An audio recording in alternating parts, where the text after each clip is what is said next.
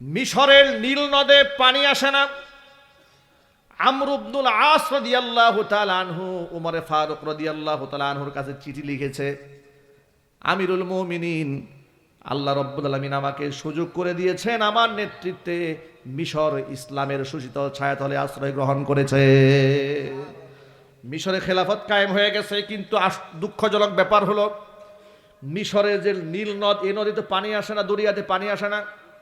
বলে কেন আসে না? দীর্ঘদিন ধরে মিশরের অধিবাসী যারা আছে তারা প্রত্যেক বছর একজন নারীকে তার রক্ত এই নদীতে না দিলে নদীতে পানি আসে না। তারা মানুষের রক্ত নদীতে ভাসিয়ে দিলে পানি আসতো, এছাড়া আসে না। জিন শয়তানি কাজগুলা করত।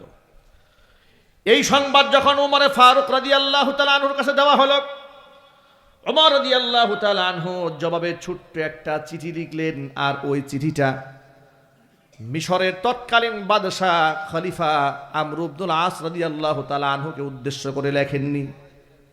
মদিনাতুল মুনাওয়ারা থেকে ওয়াদ্দজাহানের শাসক ওমর রাদিয়াল্লাহু তাআলা আনহু চিঠি লিখলেন মিশরের নীল দরিয়াকে টার্গেট করে। চিঠির মধ্যে লিখেছেন, আইয়াতুহান নীল লাউ জারাইতি বিনাফসিকি ফালা তাজরি। ও নীল নদ, নিজের পক্ষ থেকে যদি প্রবাহিত হওয়ার ক্ষমতা তোমার থাকে তাহলে প্রবাহিত হওয়ার কোনো দরকার নাই। আল্লাহু আকবার বলেন। আর যদি আমার আল্লাহর নির্দেশে তোমার মধ্যে পানি বহমান হয়ে যায়, প্রবাহিত হয়ে যায়, তাহলে আমি উমর নির্দেশ প্রদান করলাম, আমার চিঠিখানা তোমার বক্ষে পৌঁছা মাত্র যেন পানি দ্বারা নদীটা ভরপুর হয়ে যায়।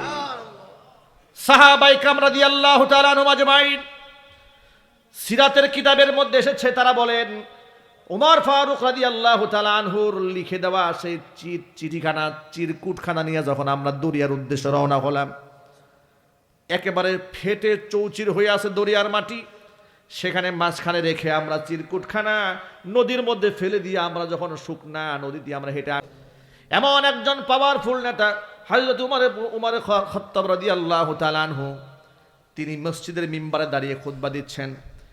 বাক স্বাধীনতা কাকে বলে দেখেন। ওমর রাদিয়াল্লাহু তাআলা আনহুর সামনে থেকে একজন মুসল্লি দাঁড়িয়ে বলেন, ওমর খুতবা বন্ধ করেন, আগে কথা আছে। সুবহানাল্লাহ বলেন। খুতবা স্টপ করেন, কথা আছে আপনার সাথে। হযরত ওমর অবাক হয়ে গেলেন, ভরপুর মুসল্লি, মসজিদে জুমার খুতবা দিচ্ছেন তিনি।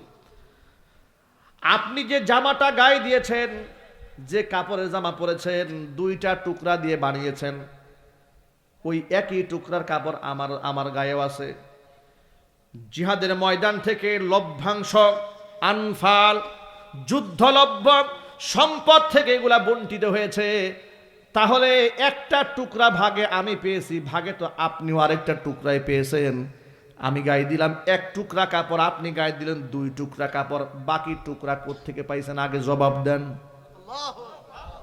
সুবহানাল্লাহ বলবেন না ভাই? বাস একটা আন্দাজ করেন, জবাবদিহিটা, বাক স্বাধীনতা কোন জায়গায় গিয়ে দাঁড় করিয়েছিল? এর নাম ইসলাম। এর নাম কি? এটার নাম ইসলামের খেলাফত। পৃথিবীতে কোথায় পাবেন এটা? আপনি কোন রাষ্ট্রপ্রধানকে ভর মজলিসে এমন কথা, কি সাহস আছে? কথা বলে না। রাষ্ট্রপ্রধান তো দূরের কথা, নেতার মতোই দেখতে, কিন্তু নেতা না। এর নাম কি? হ্যাঁ, পাতি নেতা। কথা বলতে হবে, ঠিক কিনা বলেন? লুঙ্গির মতো দেখতে, কিন্তু লুঙ্গি না। এর নাম কি? গামছা।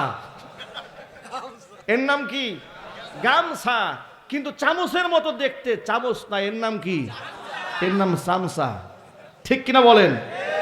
এমন এক চামচা সমাজে নাই? একটু জোরে বলেন। আপনি চামচার বিরুদ্ধে মামলা করতে পারবেন? 14 গোষ্ঠীর বাতি জ্বালায় ছাড়বে এরা। ঠিক কিনা বলেন? বাপ টাকায় ছাড়বে আপনাকে। এটা কেন? অনইসলামিক সমাজ ব্যবস্থা। ইসলাম যদি সমাজে থাকে, মানুষ বাক স্বাধীনতা পাবে। আল্লাহু আকবার বলেন। কৈফিয়তের জায়গা থাকবে। এই যে 1 কিলোমিটার রাস্তা হবে, 6,000 কোটি টাকা বরাদ্দ হয়ে গেছে। কয় টাকার কাজ হইল আর কয় টাকার কাজ হইল না, হিসাব নেওয়ার ক্ষমতা আপনার আছে? আমার আছে? বললে আমার 14 ঘুষির কপাল খারাপ। কথা বলতে হবে, ঠিক কিনা বলেন? পদ্মা সেতুর পিলার হয়েছে, এক বস্তা সিমেন্টের দাম মাত্র 16,000 টাকা। এক বস্তা সিমেন্টের দাম কত টাকা? 16,000 টাকা। পৃথিবীর ইতিহাসে সর্বোচ্চ ব্যয়বহুল ব্রিজ। আমাদের মতো ধনী পৃথিবীতে কেউ নাই। কথা বলে, ঠিক কিনা বলেন? এগুলা হয়েছে, আপনি বলতে পারবেন না। বললে এই হুজুর খারাপ, এই হুজুর রাজনীতি করে, এই হুজুর রাজনীতি করে। মুসলিম ভাইরা ভালো করে শোনেন, ওরা এই সমস্ত কথা বলে সৎ মানুষদেরকে পিছিয়ে রেখেছে। কথা বলেন, ঠিক কিনা বলেন? যদি এই কথা আপনাদের কেউ বলে যে হুজুররা ইদানিং রাজনীতি করে, আপনি বলবেন তোর মতো চোর বাটপার রাজনীতি করতে পারলে হুজুর করতে পারবে না কেন? কথা বলেন, ঠিক কিনা বলেন? তোর মতো লম্পট জেনাকার, তার চরিত্রের বালাই নাই। তোরে পাওয়া যায় বিভিন্ন পার্কে, তোরে পাওয়া যায় নাইট ক্লাবে। কথা বলেন, তোর বাপদাদার কি ছিল? তুই 1000 কোটি টাকার মালিক হয়ে বসে আছেন, তুই সমালোচনা করছ আলেমের, ঠিক কিনা? তুই রাজনীতি করতে পারলে একজন সৎ নিষ্ঠ যোগ্য হক্কানে আলেম এদেশের নেতৃত্ব দেওয়ার আসল অধিকার রাখে। কথা বলতে হবে, ঠিক কিনা?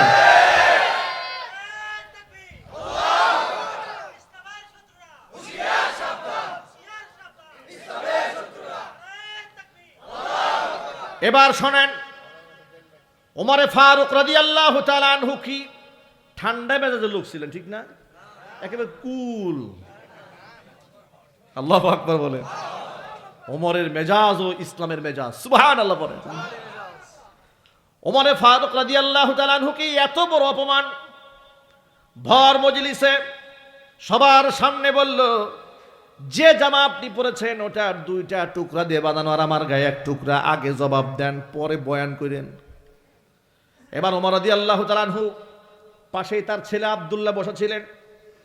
ওমর ছেলেকে ডাক দিয়া বলে, ছেলে আব্দুল্লাহ তুমি এবার দাঁড়াও, তুমি সাক্ষী দাও আমি কোথায় পেলাম।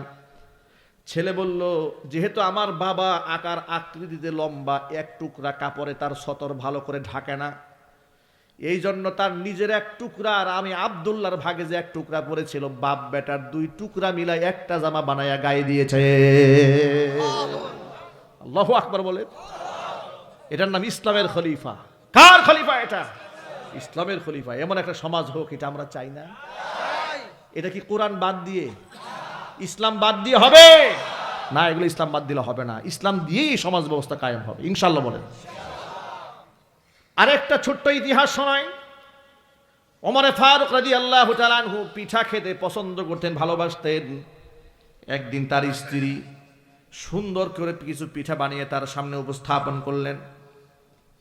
ওমর রাদিয়াল্লাহু তাআলা আনহু আব্দুল্লাহর মাকে ডেকে, তার স্ত্রীকে ডেকে বললেন, আব্দুল্লাহর মা, পিঠা পেলে কোথায়? রাষ্ট্রীয় কোষাগার থেকে যে গম দেওয়া হয়, আটা দেওয়া হয়, ওই গম আর আটা দিয়ে তো আর এত পিঠা খাওয়া আমাদের সম্ভব না। কোথায় পেলে তাড়াতাড়ি বলো। কেউ কি হাদিয়া দিয়েছে? বলে হাদিয়া দেয় নাই। হাদিয়া যদি না দিয়ে থাকে তাহলে কেউ ঘুষ দিয়েছে নাকি? স্ত্রী ডেকে বলে, আমিরুল মুমিনিন, উমরকে ঘুষ দিবে এমন সাহস আসমানের নিচে জমিনের উপরে কারো নাই। নিজের বউ তার স্বামীকে কথা বলছে, আপনারে ঘুষ দিবে সাহস কারো আছে নাকি? আল্লাহ রসুল বলেছেন, যে রাস্তায় ওমর হাঁটে সেই রাস্তায় শয়তানও হাঁটে না। সুবহানাল্লাহ বলেন। আপনাকে ঘুষ দেওয়ার সাহস তো কারো নাই, তাহলে পেলে কোথায়?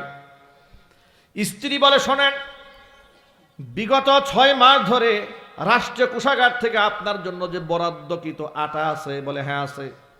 প্রতিদিন হিসাব থেকে 100 টাকা করে আটা আমি কমায় রাখি। 100 টাকা করে জমা করতে করতে 6 মাস ধরে যে আটাটা জমিয়েছি, ওই আটা দিয়ে আপনার জন্য পিঠা বানিয়ে দিয়েছি। ওমর রাদিয়াল্লাহু তাআলা আনহু বলেন, আব্দুল্লাহর মা, পিঠা আমি খেতে পারবো না। ইরাকের ফুরাত নদীর তীর পর্যন্ত আল্লাহ পাক আমার খেলাফত কায়েম করে দিয়েছেন।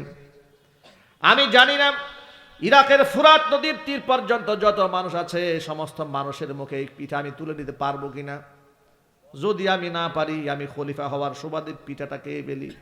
কিয়ামতের দিন কোনো একজন মানুষ যদি আমার বিরুদ্ধে আল্লাহর আদালতে মামলা করে দেয়, আল্লাহ উনি খলিফা হওয়ার সুবাদে পিঠা খাইতো, আমরা নাগরিক ইসলাম পিঠা খেতে পারি নাই, আল্লাহর দরবারে আমি আসামি হয়ে যাব। ওই পিঠা আমি খেতে পারবো না। আব্দুল্লাহর মা, ওই পিঠাগুলা গরিব মিসকিনদেরকে দান করে দাও। শুধু দান করলে হবে না, তিনি পরবর্তী যে কাজটা করলেন, রাষ্ট্রের কোষাগারে নিয়োজিত যারা দায়িত্বে ছিলেন তাদেরকে ডাকলেন, ডেকে বললেন, শোনো, তোমরা যে আমার জন্য আটা নির্বাচন করেছো, রাষ্ট্রীয় কোষাগার থেকে আমার জন্য যে বরাদ্দ আছে, আজকের পর থেকে হিসাব করে করে দৈনিক 100 টাকা করে কমায় দিবা। কারণ আমার স্ত্রী প্রমাণ করেছে 100 টাকা কম হলেও আমার সংসার চলে। সুবহানাল্লাহ, কি বাড়ি গিয়ে বলবেন? এটার নাম ইসলামের খলিফা, ইসলামের রাষ্ট্রনায়ক। আল্লাহু আকবার বলেন। এই পৃথিবীতে ইসলাম ছাড়া এমন সমাজ ব্যবস্থা কেউ দিতে পারবে না। এজন্য ইসলামের জন্যই কাজ করতে হবে। পারবো না ভাই ইনশাআল্লাহ?